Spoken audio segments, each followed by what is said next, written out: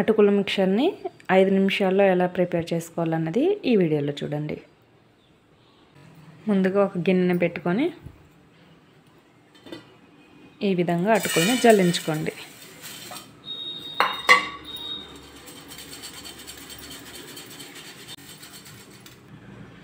ఈ విధంగా అటుకుల్ని జల్లించుకోండి. ఇప్పుడు వీటిని ఎంచుకుందాం. స్టవ్ వెలిగించుకొని ఒక మందపాటి కళాయిని పెట్టుకోండి.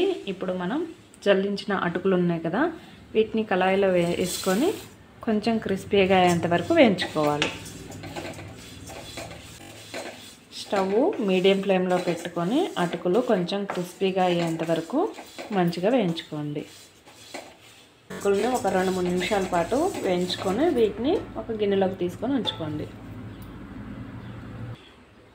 చూసారు కదా, ఇలా గిన్నెలోకి తీసుకోండి. ఇప్పుడు మళ్ళీ అదే కళాయిని స్టవ్ మీద పెట్టేసి 1 గంట వరకు ఆయిల్ని పోసుకోవాలి.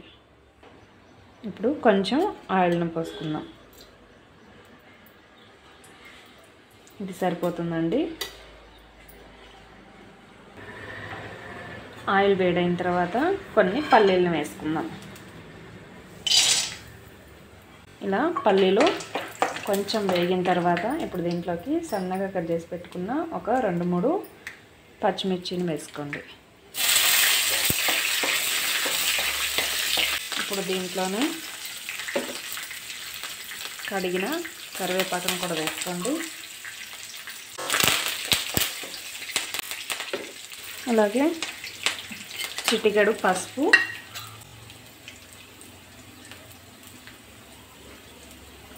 కొంచెం పసుపు, అలాగే మీ టేస్ట్కి సరిపోను కారం, అలాగే ఉప్పును కూడా వేసుకోండి.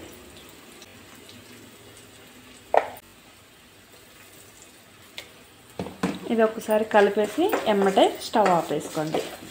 వెంటనే స్టవ్ ఆపేసుకోవాలి, లేకపోతే కారం మాడిపోయిన వాసన వస్తుంది.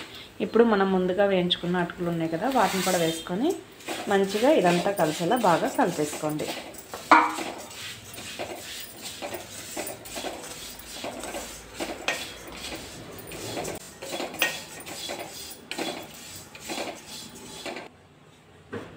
చూసారు కదా, ఈ విధంగా మంచిగా మొత్తం కూడా కలుపుకొని ఇది పూర్తిగా చల్లారిన తర్వాత ఒక బాక్స్లో పెట్టుకున్నామంటే పిల్లలకి ఈవినింగ్ స్నాక్స్కి కానీ లేకపోతే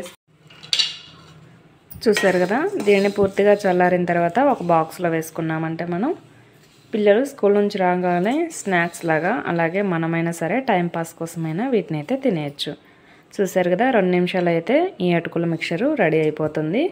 ఒకసారి మీరు కూడా ట్రై చేయండి.